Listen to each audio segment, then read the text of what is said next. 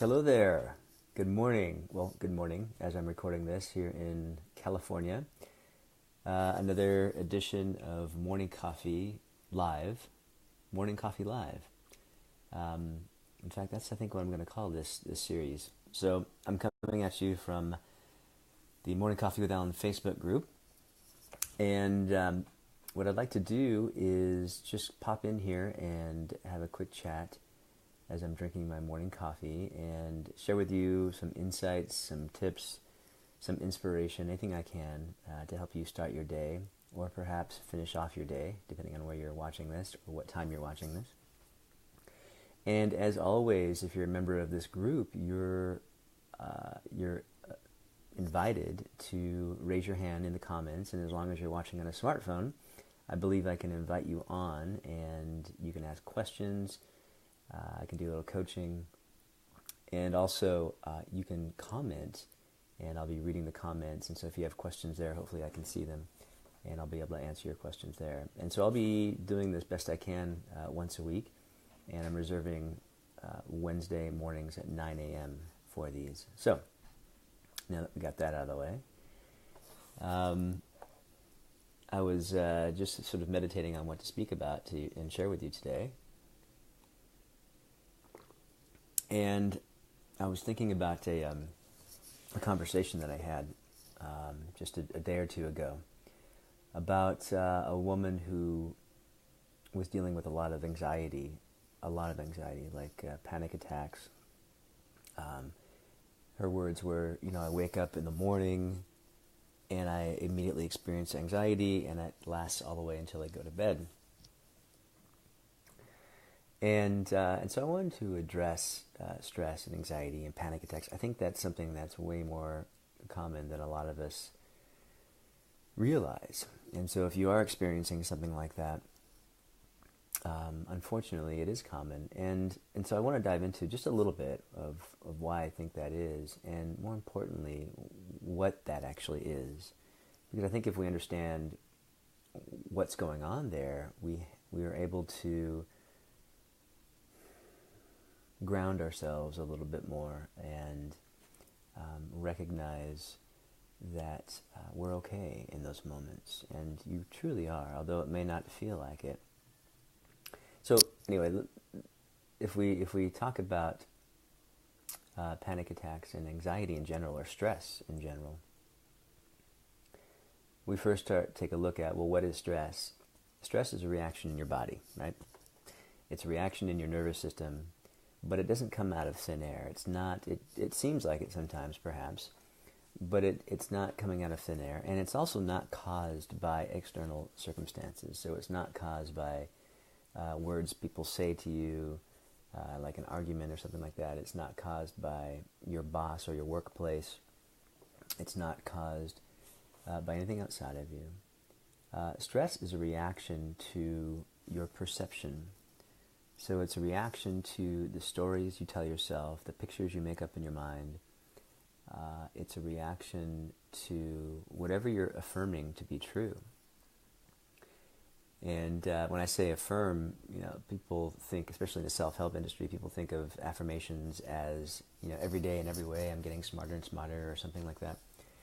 And while that's an affirmation, true affirmations are things that you actually believe and feel to be true. So if you've got self-talk going that says, oh, today's going to be a horrible day, my boss is going to yell at me, you feel that to be true, and thus you're affirming it, and more than likely you'll experience it, right? Because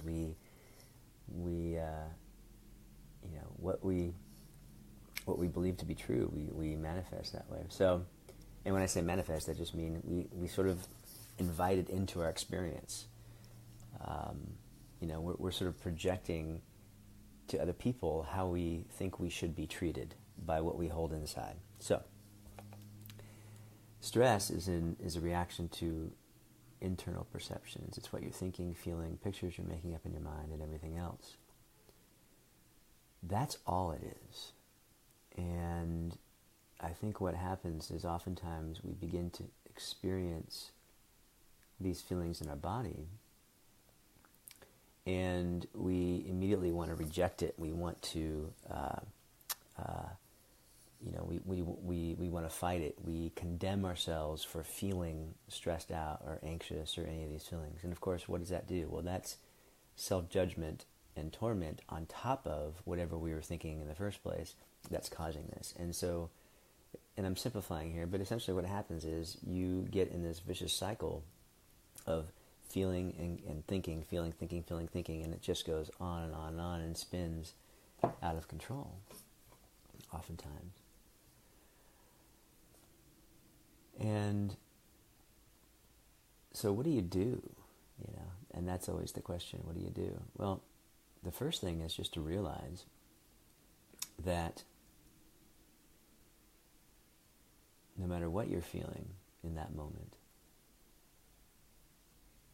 it has nothing to do with anything outside of you. It has nothing to do with a future that hasn't happened yet. It has everything to do with what's going on in your mind.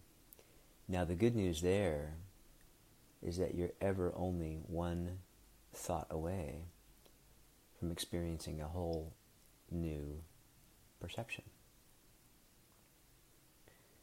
Now, you may be wrapped up in a lot of, for instance, this woman that I was talking to the other day, she's very good at creating anxiety and stress. She's been doing it a long time. Because she doesn't realize that it's an internal production, she just gets carried away with it. And she gets preoccupied with it. And the self-torment and the judgment about having it, it's all wrapped up in there. And so as she begins to realize that it is an internal production, even though she may not be able to get a grip on how she's producing it because it is so habitual. In other words, anything that you repeat over and over and over again, it's going to become a habit. It's going to become a part of your subconscious behavior. It's going to happen very, very quickly because you're not aware, because it's in your subconscious. But here's the thing. Even if you're not aware of how you're doing it, you can be aware that you're doing it. And what makes,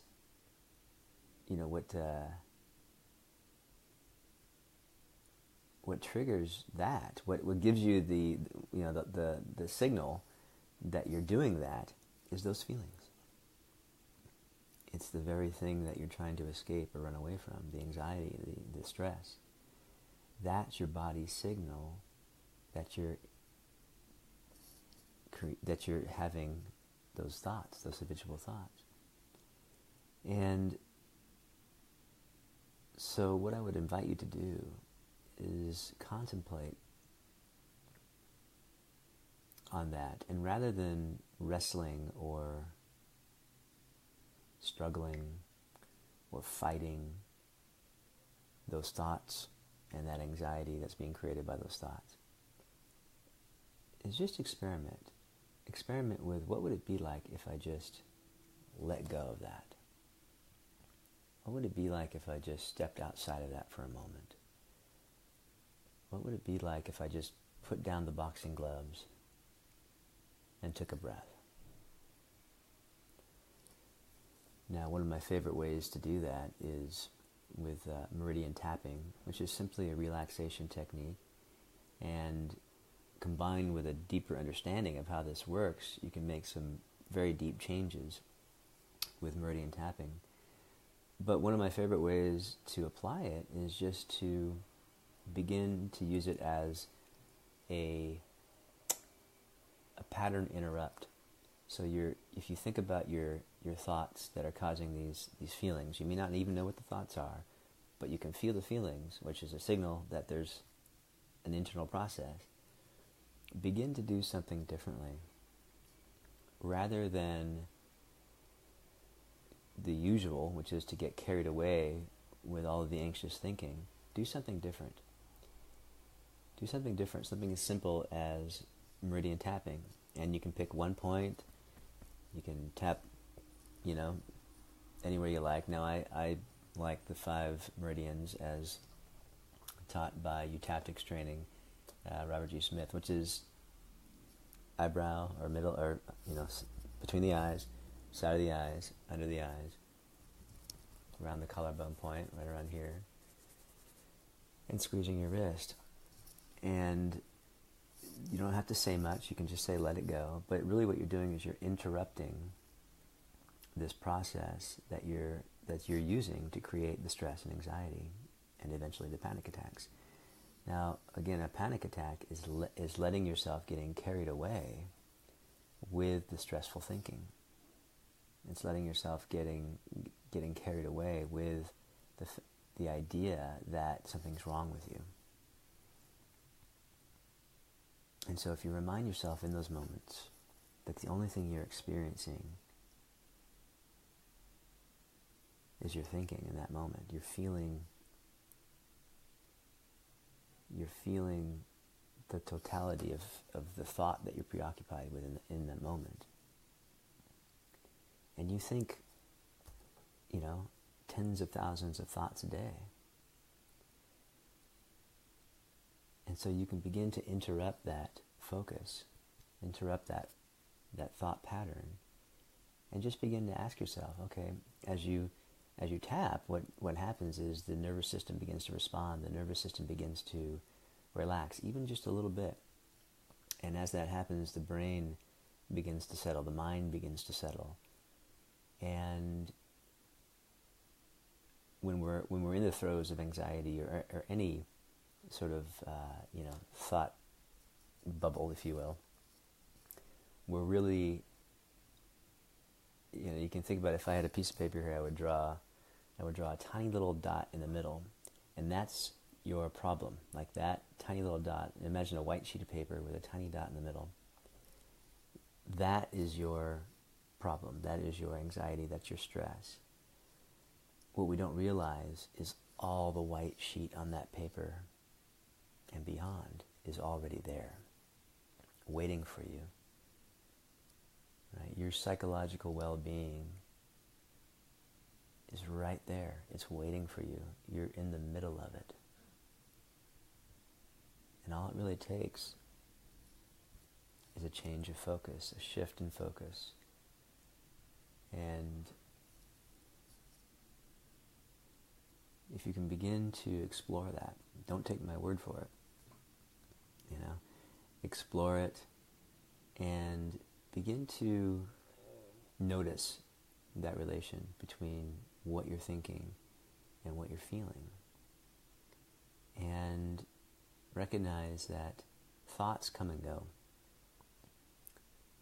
Thoughts come in and out of our awareness all the time. You get to choose which ones you focus on. You have the awesome power of awareness.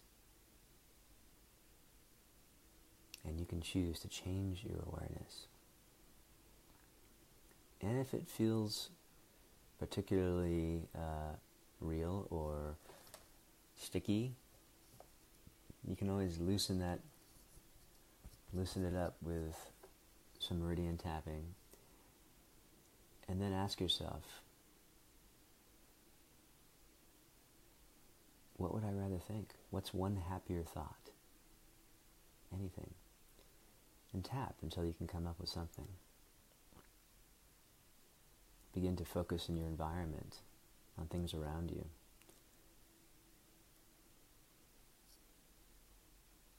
Break the trance. I hope that helps. And of course, we're talking about panic attacks, which can be really serious. But of course, this can be applied to your daily life. I encourage you, wake up in the morning and just notice what you're feeling as you wake up in the morning.